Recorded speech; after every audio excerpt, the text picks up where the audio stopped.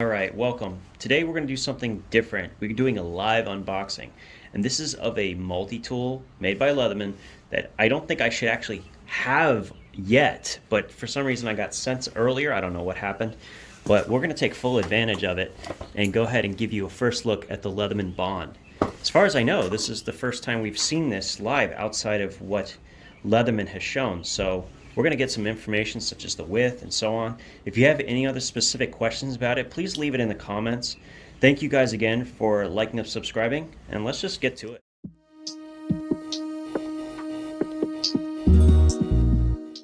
So here we go.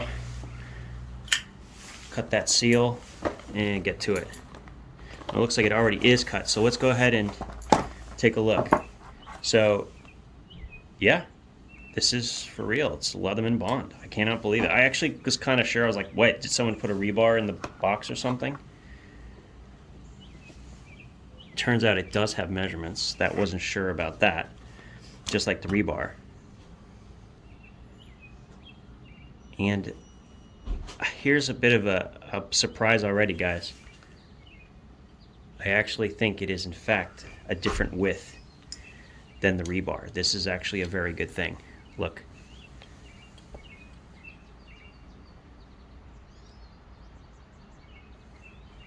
That's a different size. When we saw this in images, I think a lot of people were very concerned that this would end up being quite a bit wider than it currently is. So let's go ahead and get some real measurements here. We'll get some measurements on the outside. Now I haven't even seen how the spacing is on the inside. This is about 12.5 millimeters at this thin side, and at the widest point it's just, say, 14.5 millimeters. 14.5 millimeters. So how does that compare to the rebar at its widest point? Same point. This is 16 and a half, basically 2 millimeters difference. So there's a 2 mil difference here between the rebar and the BOND. Now that may not seem like a lot, but in the way it feels, wow. Okay, it's nice and slim, and this is the original PST. So let's get a sense of that. Now keep in mind these are formed, so the edges are folded to be more comfortable. The original PST was only 12 millimeters at its widest point, which is here. So this is 12, just under 12. So this is just under 12, and this is just under 15, so 14.5. So 2.5 millimeters thicker than the PST for having rounded handles. So let's take a look at what's actually in here, and then yeah, we'll look at it, because honestly I'm so much more excited now knowing that it's actually thinner. Now this of course is the Leatherman kick frame. This one was 14.5 as well, so this is the same width as this one is at the widest point, but back here it's actually, look at this, look at that. Oh, let me bring this up. They actually did get it to be almost identical at the narrowest portion. Let's see if I can get you guys to focus on this. Look at that. They really did actually capture the width almost identically on the back, even though it's flared out in the middle. Wow. Okay, so much more exciting than I expected it to be. So already some positive stuff. Now we've looked at the outside. Let's go ahead and go to the inside. Now this is a rebar, so we'll open up the rebar. Of course we have replaceable plier head, replaceable cutters. This is the older style plier head, but honestly I think there are some people out there that prefer it. So let's test it. First off, do we have any tightness issues? And I would say this is pretty normal. This is pretty normal, like what I would expect, brand new component. And well, how does it look? That looks beautiful, honestly. It's actually a really, really nice piece. And it's not, there's very little space That's a good sign. And then how does it look over here? So there's some space for the lanyard hole, but not that much space. And look at this. Just got one cutout. So this side does not have a cutout. It's fully rounded. Oh my God. That is so much nicer than the rebar. That's not bad. But that is actually awesome in comfort. Because of all the rounded edges, it's like completely rounded on this side and only partially rounded here, but there's rounded around the blade. That's great. Even the PST2. See, the PST2, this was the only downside. Other than that, it's beautiful, right? Very, very, very exciting. And the plier heads, so the difference in weight, a lot of what we're talking about with being like the PST, there is something that is a big advantage. You can see, and I'll zoom in a little bit, the difference in the plier head here. Now, later on, they actually changed the plier head. This is an older style, and it was more tapered. It came all the way down, not just stopping here. Not necessarily better or worse. This actually gets in smaller places a little easier, but this is a very well-established, very strong plier head. This is identical to the original Leatherman Wave upgrade that they came out with not that long ago, and underestimated. Really, really good plier head. Works flawlessly from my experience with it. I mean, we were all pretty okay with it prior to having the replaceable cutters. It may seem like this is always better, but maybe not. Maybe not for everyone either. No crimper in the back, that's fine. Plier head's pretty normal. We have the really aggressive rebar file. That's identical to the rebar, and this is actually a very, very, very good file. It doesn't have the diamond, but of all the files out there that don't have diamonds, it's far better than something on the ST300 or otherwise. And the other thing I wanted to look at is, yeah, see how the back, they actually have the locking pivots? So even though this tool doesn't lock, the implements they're using are set up for locking. So when you look at the lock bar, it's set up to go down and into those slots. So let's pull out the Phillips for a second. And actually that's nice and rigid, like real good snappiness. Ooh. You know what this reminds me of? It reminds me of this. The Leatherman Kick, which actually had very, very good lockup for the tools implements.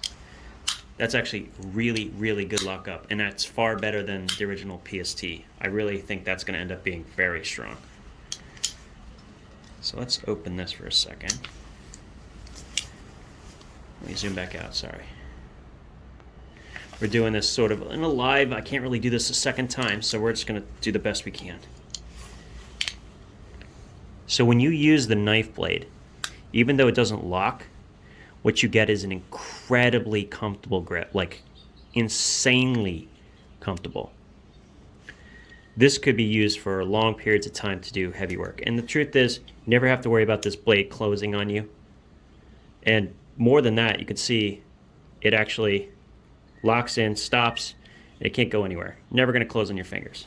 So even though it does not have a lock, this is actually a very, very safe blade to use.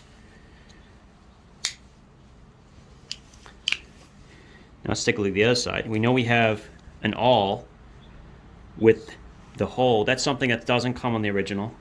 You have the long flat, which actually I kind of like.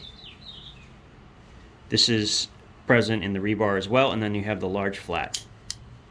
There's only 2 flat heads, and I don't remember how many are on the original PST. I think there's 3. But I'm actually kind of okay with that, because on the original PST, they had a very thin Phillips. This has the full 3-dimensional Phillips. And let me go get, I don't have access to the bit kit right now, but this should work with the Leatherman Rebar bit kit. Why this is also important is if this is coming in a new model, they're not likely to get rid of that bit kit anytime soon. Over time, I've found that the bit kit that's for this is just really, really good. And I prefer it in some ways to the bit holder itself. All right, then the last thing, this is important to talk about, we'll talk about on this side. See these two holes? Those are designed to take the screws for the same pocket clip that you find on the Leatherman P2 and P4. So this will be pocket clip enabled. So how do I feel about this? Okay, so first of all, let's talk about price. The price of this thing. Get in there. You don't need to. Let's close this up. The price, MSRP. MSRP. So basically the maximum price for this tool, maximum price, is going to be $50. That's the maximum. You go to Leatherman's website and you buy the Bond, it's going to cost you $50. It's going to come with a sheath. Now, do I personally prefer it come with a pocket clip? Yes, but I will say this. If it hadn't come with either, I'd been upset. But the fact that it comes with a sheath, I'm perfectly fine with it. It's also that nice clasp style, which I like a little bit better. And it looks like a very trimmed down version of it as well. I'm okay with it. It's not ideal, and I would certainly wish they had included the pocket clip, but it's not a deal breaker because of the sheath. Now, what is this likely to cost? It's likely to cost $40 in a very short amount of time. I don't think everyone in America is going to be as excited about it as I am, because it doesn't have locking. It's like, oh, locking, I want the rebar or get locking. But there are some advantages. And one of those advantages is the fact that you can take it to a lot of places in Europe. And if I'm being honest, this will be my European travel companion. Not only because it's legal, but because it's so inexpensive. If for some reason I lose it or whatever, $50 or $40 when it finally comes out is so incredibly reasonable. I mean, I'm very, very happy, like really happy that it turns out that it's actually thinner than the rebar even, and is only 2 millimeters wider than the original PST, while being the same width as the PST on the back and having that beautiful symmetric, like very similar measurement setup. So you can see they really look like they could even be the same thing from the side. I think this is going to end up being incredibly popular for the price. We haven't had a sub $50 Leatherman MSRP in a long time.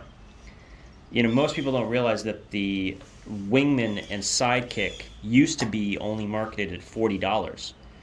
But for some reason they decided to make more money on it, so now they're not really worth it for the price. But this, I would say, no question. Is it worth $50? Yeah, definitely worth $50. Very elegant, very nice, very, very nice. Great lockup, and the plier heads are really good. I mean, I know a lot of people like the replaceable cutters, but if it meant costing more, I don't know if it's worth it. Personally, I'm really, really pleased with this particular tool for the price, for the style, the surprise that it is in fact thinner than the rebar. Yeah, I'm really, really, really happy. So thanks for coming in. I really appreciate it. This is the first look at the Leatherman Bond, of course. There's going to be things I've missed. If I did, please leave a comment for me, and I will try to get back to you. If it's something that I can check for you, I will do so. And yeah, you guys have a great Mother's Day. Happy Mother's Day to all the mothers out there, and we'll talk again soon.